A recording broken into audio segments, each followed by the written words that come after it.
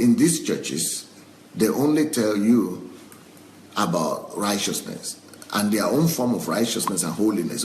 About their own form of holiness is don't smoke, don't drink, don't have sex, illicit sex out of marriage. So as if that is the real big deal. But really, you know what Jesus said about that?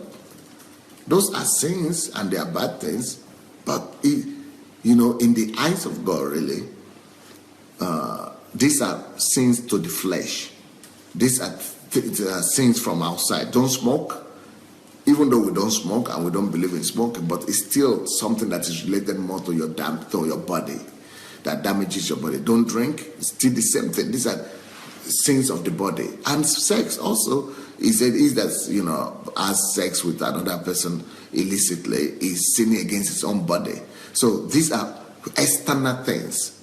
You know what the real sins God is really concerned about are the sins of the heart. That is why he says that all unrighteousness comes from the heart. Sins like hatred, even hating your enemy, in God's eyes is more serious than the person who is smoking. And so we are in churches, we have a form of righteousness, a form of holiness that is artificial. We don't smoke, we don't drink, we don't sleep around, but we are worse than those ones who are seeking. Drinking and smoking and sleeping around.